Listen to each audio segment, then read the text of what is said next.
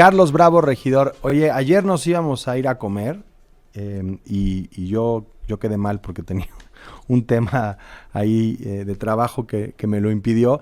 Y en la comida te iba a preguntar de esto que vamos a platicar hoy, así que bueno, pues lo hacemos hoy al aire, es la diferencia, sin comida de por Es medio, lo que te pero iba a decir. ¿Y la comida? sí, pues sí, ya voy. Ay, mándame un Exacto. servicio de esos de comida. Exacto, exacto. Te voy a mandar algo porque pues la verdad es que sí te quedé muy mal. Pero la No te conversación, preocupes. la verdad es lo que importa, ¿eh? No, la buena comida.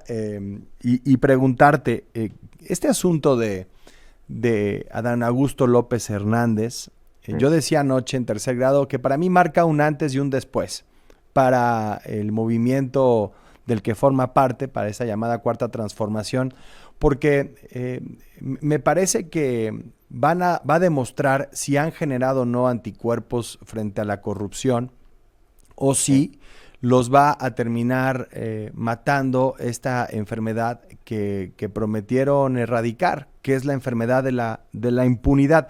No es lo mismo la corrupción. Yo decía, la corrupción, un poco usando los principios del partido Morena, la traición, el robo, la mentira, van a aflorar en cualquier movimiento político.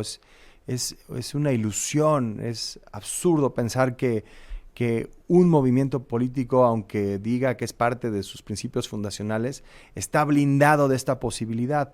Me parece que lo que marca la diferencia es justo esto, establecer si generan o no anticuerpos y entonces castigan y se comprometen con la ley, no con la complicidad. Entonces, este caso más que cualquier otro, pues sí marca un antes y un después porque por un lado vemos que hay acción y por el otro de pronto escuchamos a la presidenta Sheinbaum hablar muy bien de Adán Augusto López o al menos pues defender ahí su posición política haciendo no sé si un cálculo de coyunturas.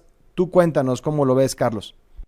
Fíjate que sí, te escuché ayer en tercer grado y realmente lo he estado pensando mucho porque yo veo pues dos momentos de quiebre o dos puntos de inflexión, como decías. El primero, en efecto, es el escándalo, todo lo que ha ido saliendo, lo que salió cuando él pretendía aclarar respecto a sus impuestos y su declaración patrimonial. O sea, daba la impresión de que este era un caso, pues que ya era demasiado costoso para el obradorismo, eh, pues simplemente dejarlo pasar o taparlo, ¿no? Y yo recuerdo haber pensado, no, pues ya Adán Augusto López Hernández tiene las horas contadas, ¿no?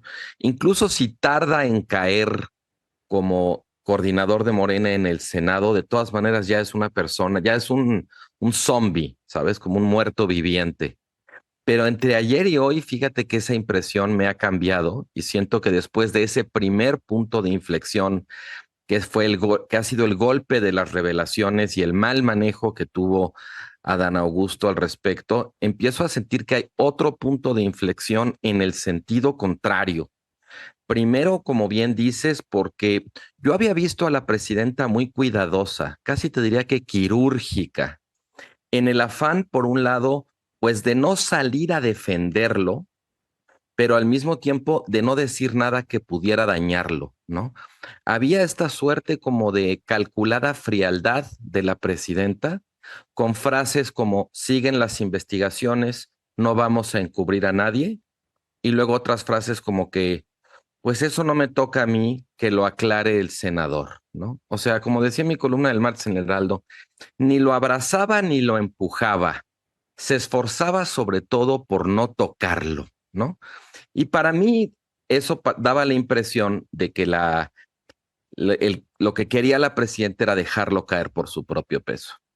Pero como te decía, ayer y hoy empiezo a ver señales en el sentido contrario. Primero, porque la presidenta ayer realmente salió a defenderlo, con además una carta muy sorprendente, muy desconcertante, que es la situación de la seguridad en Tabasco.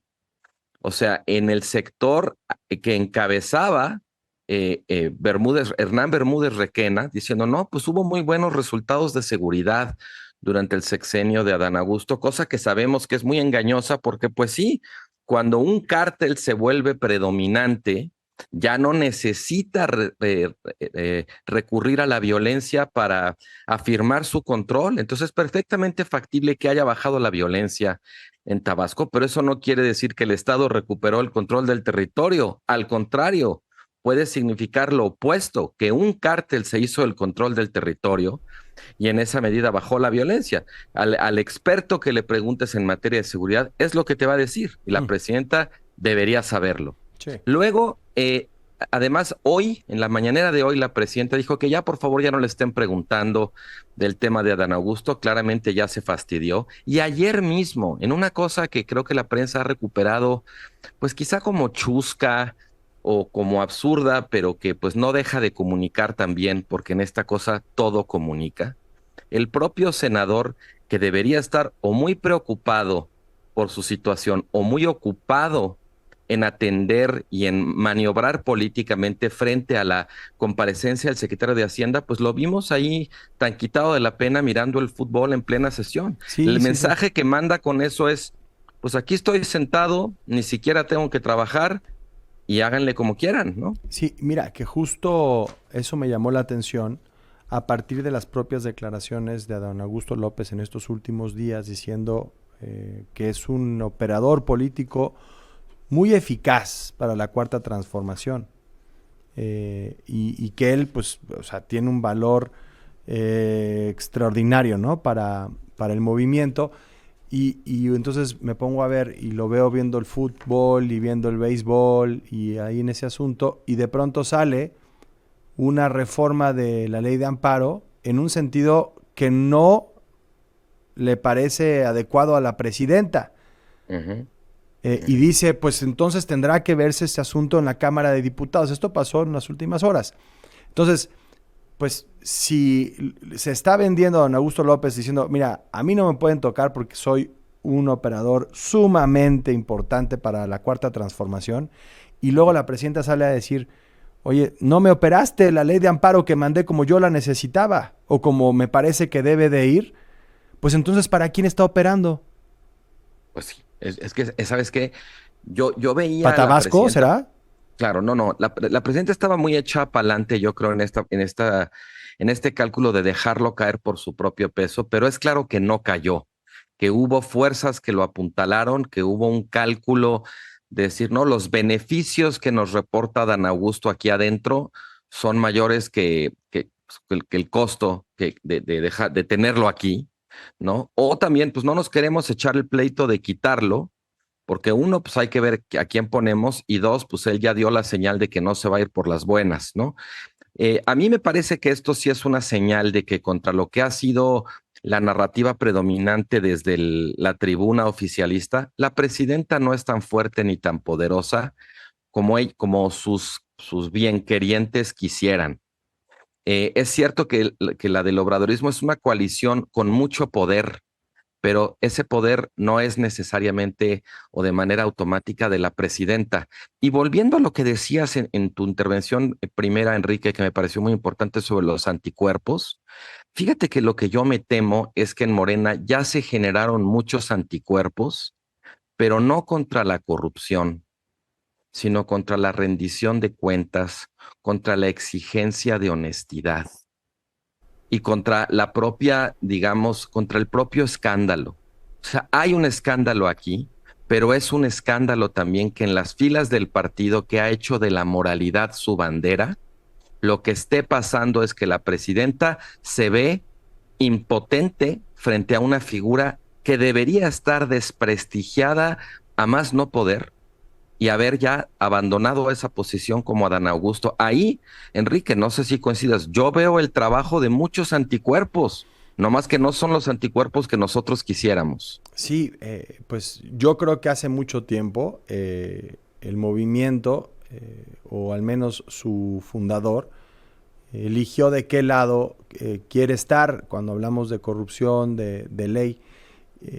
Y también creo que hace mucho tiempo la presidenta Sheinbaum ha dado muestras, desde hace mucho tiempo ha dado muestras de dónde está cuando se trata de elegir entre la corrupción y la ley.